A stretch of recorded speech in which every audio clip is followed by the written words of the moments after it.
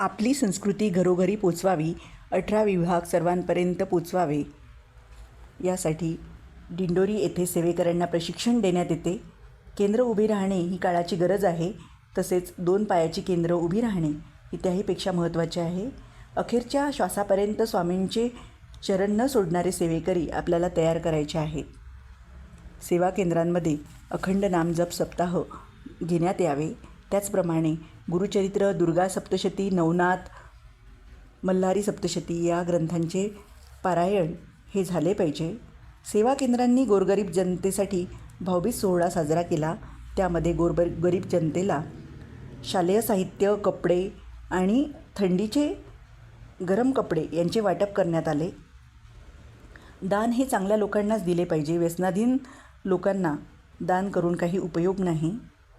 कालभैरव महाराज हे देवांचे मंत्रालय आहे, त्यांचा सन्मान करावा आणि जे देवांचे प्रतिनिधी असल्याने आपली कामे त्यांच्यामार्फत होत असतात. एखादी वस्तू हरवलेली असेल तर ती सापडण्यासाठी आपण 108 वेळा कालभैरवांचे वाचन करावे.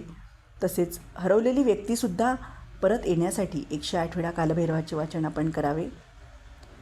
जिथे 150 ते 125 जणांची लोकवस्ती आहे तिथे आपण केंद्र उभारू शकता. तिथे अखंड नाम जप सप्ताह आपण घेऊ शकता. वर्षातून एकदा तरी कुलदैवता यांची मानसन्मान आपण करावा. देवीला जाताना हिरव्या रंगाचा खण, साडी, पुरणाचा नैवेद्य न्यावा.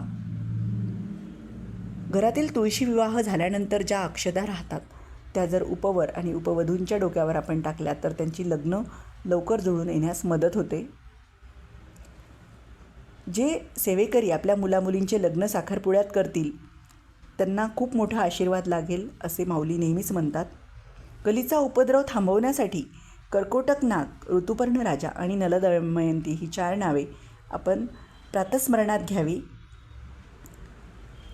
जुनी शास्त्र पुनर्जीवित करण्यासाठी पोक्त सेवेकऱ्यांनी पुढाकार घेण्याची गरज आहे. जास्तीत जास्त गायी पाळल्या गेल्या तर शेतकऱ्यांची आत्महत्या कमी होतील आणि पंचगव्याने नकारात्मक विचार दूर होण्यास मदत होईल. आज मितीला आरोग्याकडे लक्ष देणे खूप गरजेचे आहे. केंद्र उभी करा, परंतु 2 पायाची केंद्र लक्ष देण्याची गरज आहे. अशी एकच जात आणि माणुसकी नावाचा एकच धर्म आहे असे स्वामी नेहमी सांगत होते. ऋग्वेदातही ऐक्याचा मंत्र दिलेला आहे. दर महिन्याला किमान 11 सेवेकरी तरी घडले पाहिजे अशी कुणगाट आपण मनाशी मांडली पाहिजे. सेवा करताना इतरांच्या भाषेंचाही सन्मान करा. कार्याची मागणी वाढलेली आहे, आता आपण कमी पडत आहोत आणि घटक राज्यांमध्ये स्वामी पोचवणे हे आता आपले काम आहे. महाराज वेगवेगळ्या भागात वेगवेगळ्या नावांनी राहिले, मात्र त्यांना श्री स्वामी समर्थ हे नाव महाराष्ट्रात दिले आहे आणि हा स्वामींचा सेवा मार्ग आता घरोघरी पोचलेला आहे.